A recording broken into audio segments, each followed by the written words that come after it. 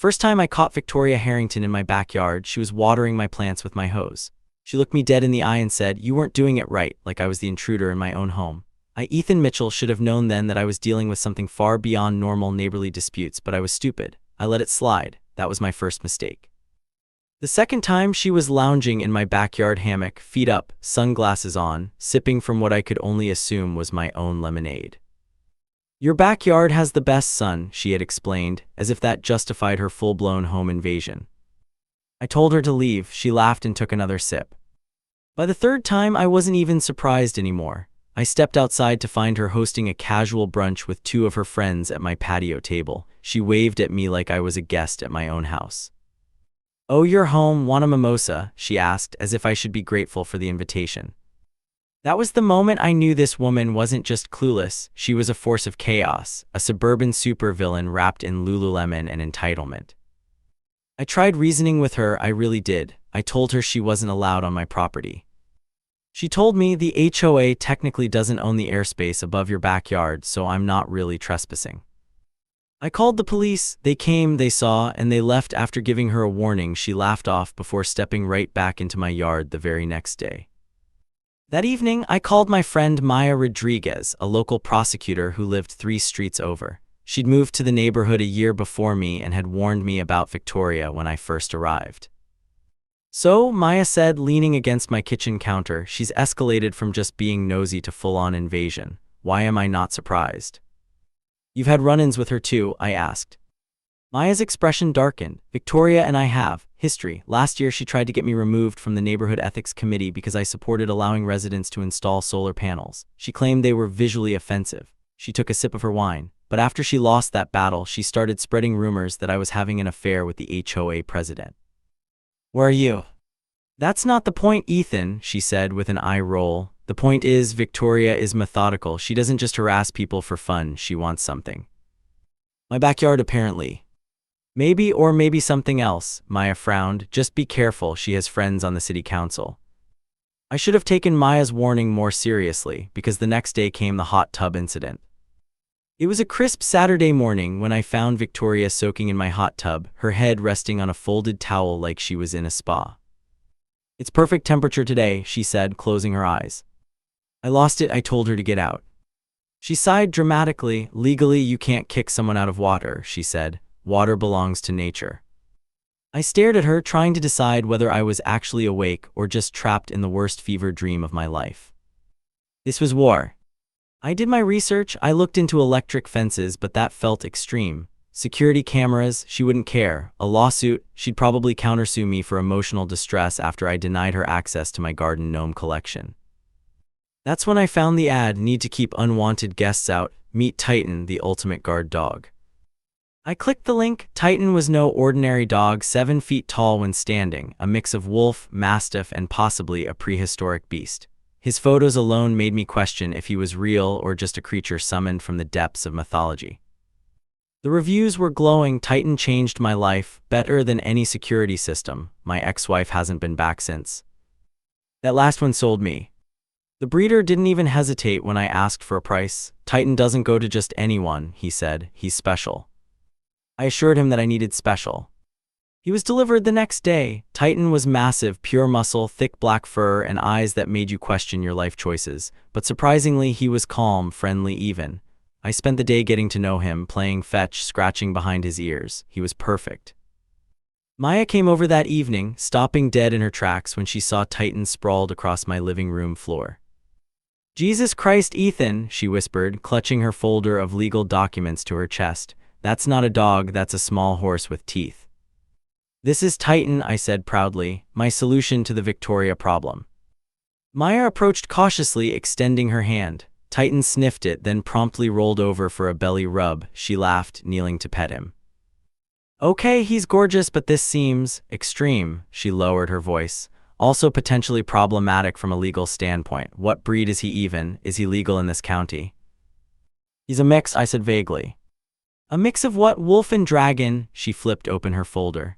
"I looked into your options and there are better ways to handle this. Restraining orders, specialized no trespassing orders."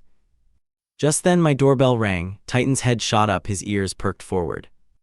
That's her, I said, recognizing Victoria's silhouette through the frosted glass. Watch this. Then Victoria showed up. It was like a switch flipped. The second she stepped onto my lawn, Titan changed. His fur bristled, his ears flattened, and a deep, guttural growl rumbled from his chest. Victoria stopped mid-step, one foot in the air, as Titan locked onto her like she was the final boss in his video game. "A nice dog," she tried, backing up. Titan let out a bark so loud it rattled my windows. Victoria shrieked and bolted down the street. I'd never seen her move so fast. Maya stood frozen, eyes wide. "Did you train him to do that?" "That's the weird part," I said, watching Victoria sprint around the corner. "I didn't. I expected Victoria to come back with some ridiculous legal threat, but she didn't, not at first." Over the next few days, I noticed something weird. Titan didn't just dislike Victoria, he despised her. Whenever she was near, even when she was just walking by my house, his entire body tensed like he was seconds away from tearing through the fence. He didn't react that way to anyone else, just her. Victoria, of course, was furious. "You trained that thing to hate me," she accused, standing on the sidewalk like she was protesting a war crime. "This is harassment." I told her I hadn't trained Titan to do anything. "Maybe he just has good instincts," I suggested. She turned red. "I'm calling the HOA." She did. They laughed at her. That's when Victoria decided to get creative. First, she tried bribery, tossing a steak over the fence. Titan caught it midair, sniffed it, and then insultingly buried it without taking a single bite. Next, she tried sweet-talking him. Titan responded by letting out a growl so deep it shook her car. Then came the final act of desperation. She called animal control. The officer arrived, saw Titan sitting peacefully by my side like the world's largest, fluffiest guardian, and asked what the issue was. Victoria ranted about how dangerous he was, how he had it out for her. The officer turned to me. "Has he attacked anyone?" "No." "Has he left your property?" "Nope." "Then I don't see a problem." Victoria screeched, "But he hates me." The officer shrugged. "Maybe you earned it." I thought that was the end of it. I thought she'd give up. I should have known better. Because that night at exactly 2:47 a.m., my security cameras caught Victoria climbing over my fence with a ladder. And Titan was waiting. The moment Victoria's foot touched the ground inside my backyard, Titan moved. It wasn't a bark, not at first, just a slow, deliberate shift, his massive body rising from the shadows like something that had been waiting for this exact moment. His golden eyes locked onto her, unblinking, calculating. Then he let out a low, deep growl, the kind of sound that made your stomach drop before your brain even processed what was happening. Victoria froze, one hand still gripping the top of the fence, her eyes darting around like she just realized she had made the worst mistake of her life. The ladder wobbled slightly beneath her weight. Titan took one slow step forward. "Nice doggy," Victoria whispered. Titan growled louder. I dropped something," she tried, though she wasn't even looking at me. Her eyes were locked onto Titan, who was staring her down with the focus of a predator deciding whether or not to pounce. "What exactly did you drop, Victoria?" I asked, crossing my arms. She didn't answer. Instead, she made a break for it. The moment she moved, Titan lunged, not at her, but just close enough to send her scrambling backward. She tripped over her own feet and landed flat on her back with a shriek. Her hands scrambled for something, anything to use as leverage, but all she found was grass and her own poor life choices. I should have let it play out. I should have let her suffer for just a few more seconds, but I wasn't a monster. So I whistled. Titan stopped instantly, his ears twitching as he looked at me for further instruction. He didn't step away, though. He just loomed over her, waiting. Victoria scrambled to her feet, brushing dirt off her ridiculous floral print pajamas. "This is harassment," she snapped, still slightly out of breath. "You broke into my yard," I reminded her. She pointed a shaky finger at Titan. "That thing is psychotic. It wants to kill me." Titan sat, tilted his head slightly, and yawned like he hadn't just sent a full-grown woman into a panic attack. I shook my head. "He hasn't even touched you." Victoria looked like she wanted to argue, but she knew there was no case to make. So she did what Victoria does best. She stormed off, muttering something about how this wasn't over. I knew she wasn't bluffing. The next morning, Maya showed up at my door with coffee and a grim expression. "Have you checked your social media today?" she asked, pushing past me into the house. I hadn't. One look at my phone revealed what had Victoria been busy doing instead of sleeping after her midnight adventure. She'd posted a tearful video on the neighborhood forum, describing how I had sixed my vicious wolf dog on her when she had simply come over to discuss HOA matters. The video was already at 300 views, with concerned neighbors commenting below. "This is defamation," Maya said, scrolling through the comments. "But that's not even the worst part, look at this." She pulled up Victoria's profile page where a new petition had been started, ban dangerous animals from Oakwood Estates. It already had 47 signatures. "She's trying to get Titan removed," I said, my stomach sinking.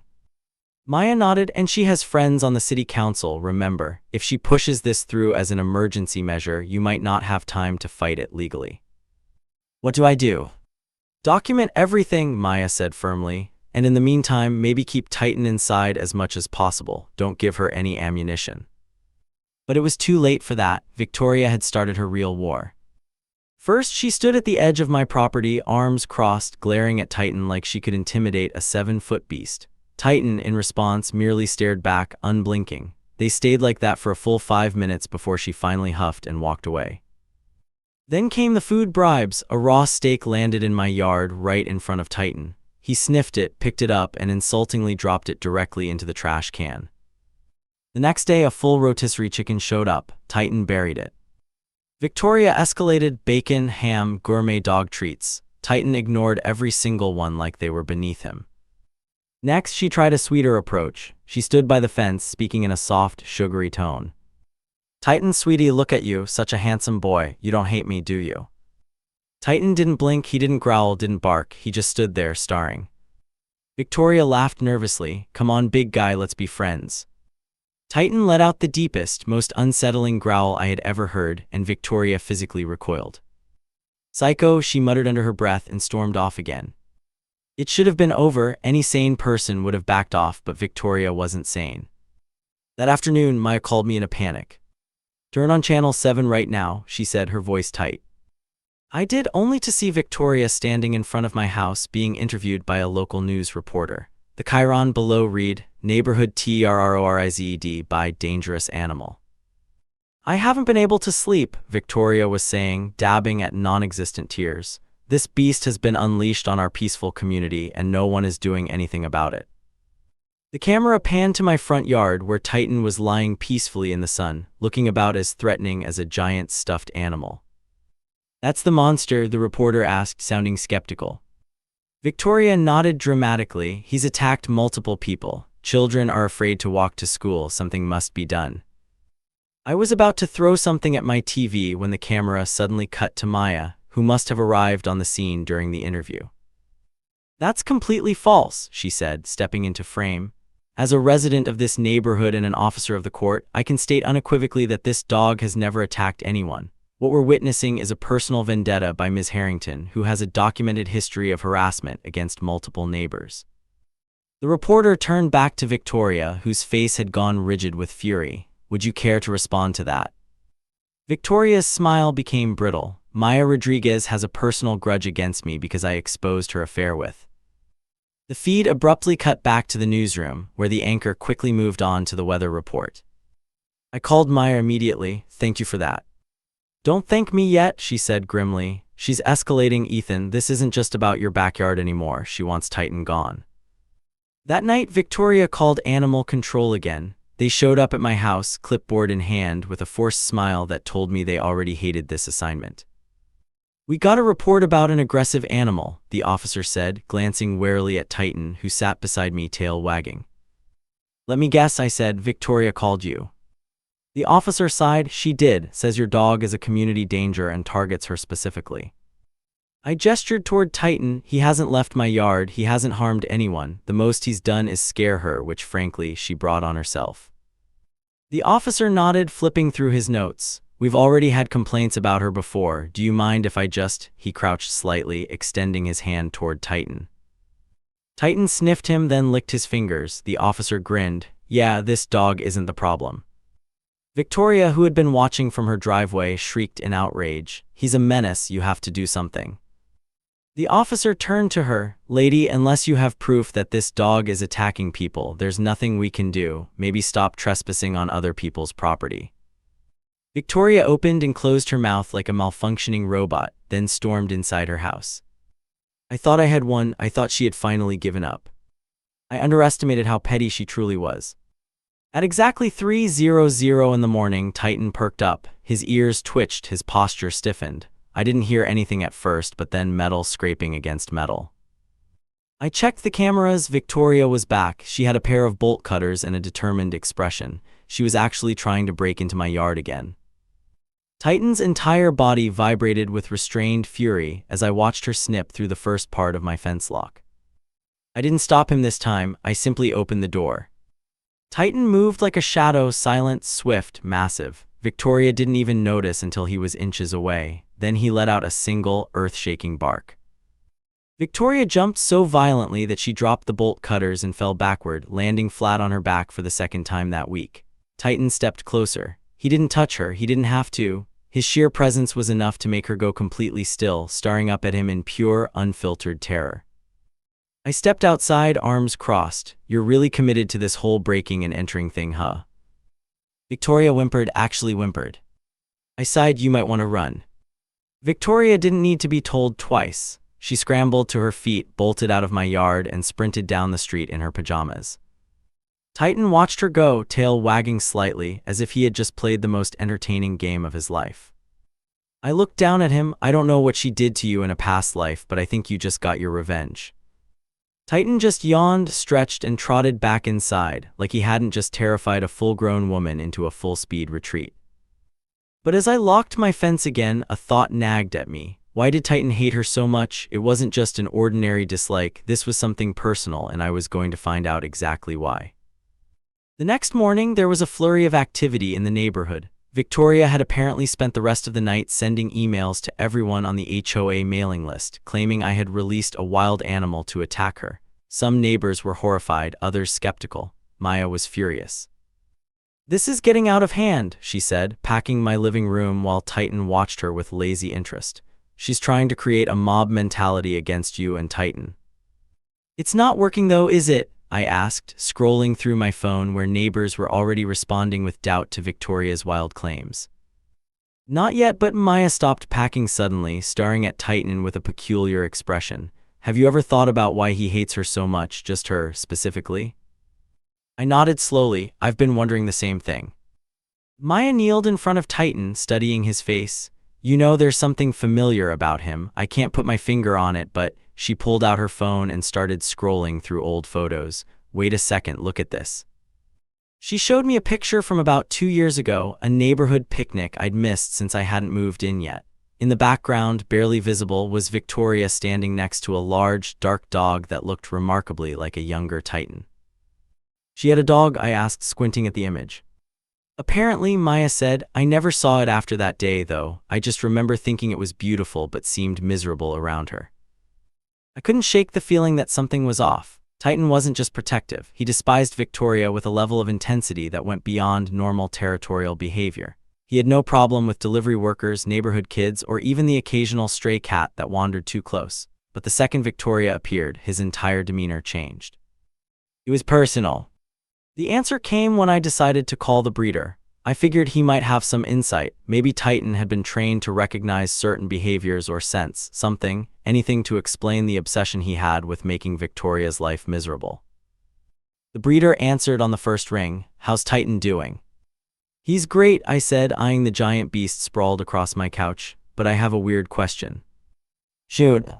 He absolutely hates my neighbor, not in a normal guard dog way either. He's fixated. It's like he knows her. There was a pause, the kind of pause that makes your stomach twist because it means the other person knows something you don't. What's her name? The breeder finally asked. I hesitated. Victoria Harrington. Another pause, then a quiet, you're kidding me. A cold prickle ran down my spine. What? The breeder sighed. I didn't tell you this before because, honestly, I didn't think it mattered, but Titan had a previous owner. My grip on the phone tightened, and she abandoned him. The words sent a rush of heat through my veins. I looked over at Titan, who was chewing idly on a toy, blissfully unaware that his past was finally catching up to him. She dropped him off at a shelter when he was still young, the breeder continued. Said he was too big, too aggressive, and too much work. but the shelter couldn't handle him. He was too smart, too strong, and frankly, too angry. They called me because I specialize in training large breeds. I took him in, and after a while, he calmed down. But the thing is, dogs don't forget, not really. I let out a slow breath. So you're telling me the breeder finished for me? Your Victoria is the same Victoria who abandoned Titan years ago. I looked at Titan again. He must have sensed my stare because he lifted his head, tongue lolling out in a doggy grin, a grin that masked the deep, unshakable grudge he'd apparently been carrying all these years. I had unknowingly adopted a dog with a personal vendetta, and Victoria had no idea. I called Maya immediately and told her everything. This changes things, she said, her voice electric with excitement. This isn't just about defending your property anymore. This is about justice. For a dog? I asked, watching Titan gnaw on his toy. For anyone who's ever been tossed aside when they became inconvenient, Maya replied. Victoria spent years bullying everyone in this neighborhood. Maybe it's time she faced the consequences of her actions, all of them. I barely had time to process the revelation before the final showdown began. That night I woke up to a noise outside, a rustling sound followed by a metallic clatter. My stomach sank. I knew exactly what this was. I checked the cameras. Victoria was back. This time she wasn't alone. She had brought someone with her, a man, mid-40s, looking just as irritated as she usually did. He held a large metal pole like he was planning to use it to defend himself. But there was a third person too, a woman in a county animal control uniform. This wasn't just another break-in attempt. Victoria was here to take Titan. Titan was already at the door, silent but alert. He wasn't barking, he wasn't growling, he was just waiting. Victoria gestured wildly toward my fence. Just cut through it, she hissed at the man. He hesitated. Are you sure about this? That thing is huge. Victoria rolled her eyes. It's just a dog, he's all bark, no bite. Once we're in, Diane here will tranquilize him. The woman in uniform looked uncomfortable. Ms. Harrington, I told you, I need to see the animal exhibiting aggressive behavior before I can. He will, Victoria cut her off. Trust me, he's a monster. Titan exhaled sharply, a low huff of air, like he had just heard the most ridiculous statement of his life. I opened the door. Victoria flinched. The man actually took a step back, but Titan didn't move. He just stood there, towering in the moonlight like something conjured from a nightmare. Breaking and entering Victoria, I said, crossing my arms. That's a new low. She scowled. Your dog is a menace. I have a right to protect myself. I let out a short laugh by sneaking into my yard in the middle of the night with bolt cutters. The man next to her shifted uncomfortably. Look, lady, I don't think this is worth it. Shut up, Greg, Victoria snapped. The animal control officer stepped forward. Sir, we received multiple reports of an aggressive animal that poses a threat to the community. I'm here to evaluate. Multiple reports, I interrupted, or multiple reports from the same person. The officer glanced at Victoria, then back at me. I'm not at liberty to. It's her, isn't it? I nodded toward Victoria. She's filed complaint after complaint, but no one else has because there's nothing to complain about. Titan has never hurt anyone. Victoria took a step forward. He's a menace, look at him. As if on cue, Titan sat down and tilted his head, looking more curious than threatening. The animal control officer's expression softened slightly. Ma'am, the animal doesn't appear to be exhibiting any aggressive behavior. Victoria's face contorted with fury. You have to wait until he sees me. He hates me specifically. And why might that be, Victoria? I asked, my voice dangerously calm. Titan took a single step forward, just one, but it was enough. Greg dropped the pole. Nope, I'm out. He turned on his heel and walked away. Victoria gaped at him. You coward, I paid you. Greg didn't look back. Not enough. That left Victoria alone with the animal control officer, me, and Titan, her hands curled into fists. I'll sue you, she spat. I'll get your stupid mutt put down. I smiled. Good luck with that, because I know who you are now. She stilled. What? You used to own him, didn't you? I said. Victoria's face went pale. I know you abandoned him, I continued. I know you dumped him like he was garbage and never looked back, but Titan, he remembered.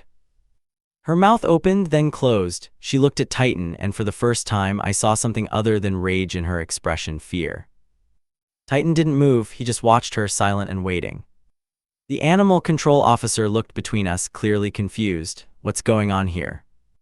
Victoria Harrington adopted Titan 4 years ago, I explained, not taking my eyes off Victoria. When he got too big, she abandoned him at a shelter, said he was aggressive, dangerous. But he wasn't, was he, Victoria? He just wasn't the accessory you wanted. Victoria's jaw tightened. That's not what happened. No, I pulled out my phone, because I have his intake records from the shelter and your signature on the surrender form. Would you like me to read your reason for giving him up? Too large for my condo, despite being told he would stay small, aggressive with other dogs. Funny, he's never been aggressive with any other dog I've seen. The animal control officer was now looking at Victoria with undisguised disgust. Ma'am, filing false reports is a serious offense. I took a step closer. You can either leave and never come back, or I can call the police and let them know you've broken into my yard 3 times now. Your choice. Victoria's jaw tightened. She wanted to argue, she wanted to fight, but she had finally realized that she had lost. Without another word, she turned and stomped away. Titan watched her go, his tail flicking once. Then he yawned, stretched, and padded back inside like he had just finished the easiest job of his life. The animal control officer shook her head. I'm sorry about this. I'll be nodding in my report that this was a false complaint. After she left, I sat on my porch steps, exhausted but relieved. This had to be the end of it. Victoria had been exposed. She had no more moves left. Or so I thought. The next morning, I woke to the sound of car doors slamming. Looking out my window, I was shocked to see not just 1 but 3 news vans parked along my street. Victoria stood in front of them, microphone in hand, tears streaming down her face. I'm in fear for my life, she was saying. This vicious animal that attacked me years ago has been deliberately placed in my neighborhood by someone who wants to torment me. I grabbed my phone and called Maya. Victoria's outside with news crews spinning some insane story about Titan. I'm already on my way, Maya said. Don't engage until I get there. Within minutes, my doorbell rang. I opened it to find not Maya but a stern-looking man in a suit, flanked by 2 police officers. Mr. Mitchell, I'm Detective Morrison. We need to speak with you about your dog. My heart sank. What about him? We have reports that this animal was involved in a serious attack several years ago, resulting in injuries to Ms. Victoria Harrington. Given that history and the current complaints, we need to take the animal into custody pending investigation. I stood my ground. That's a lie. Victoria abandoned Titan at a shelter because he got too big, not because he attacked her. I have the surrender documents to prove it. The detective seemed unmoved. Nevertheless, we need to take the animal for evaluation. From behind him, I heard Victoria's voice rise. There he is. That's the man who's been terrorizing me with that beast. I was about to protest when Maya's car screeched to a halt in front of my house. She jumped out, clutching a thick folder. Detective Morrison, she called, rushing up the steps. I'm Maya Rodriguez, Assistant District Attorney. I believe you're acting on false information. The detective turned. Ms. Rodriguez, what are you doing here? Preventing a miscarriage of justice, she replied, opening her folder. I have here the original shelter intake forms for the dog in question, signed by Victoria Harrington 4 years ago. Nowhere does it mention any attack or aggressive behavior toward humans. I also have statements from 5 different neighbors who have witnessed Ms. Harrington trespassing on Mr. Mitchell's property repeatedly, as well as security footage showing the same. She handed him the folder. Additionally, I've submitted a formal complaint to the DA's office regarding Ms. Harrington's pattern of filing false police reports, which, as you know, is a criminal offense. The detective flipped through the papers, his expression growing increasingly troubled. He turned to Victoria, who had gone very still. Ms. Harrington, did you claim this dog attacked you previously? Victoria's mouth opened and closed, but no sound came out. One of the news reporters had ventured closer, her cameraman following. Ms. Harrington, is it true that you abandoned this dog at a shelter years ago? Another reporter joined in. Did you file false reports about this animal? Victoria's carefully constructed narrative was unraveling in real time, on camera, for everyone to see. This is harassment, she finally managed to sputter. I'm the victim here. Inside, Titan had moved to the window, watching the scene unfold with what looked remarkably like satisfaction in his golden eyes.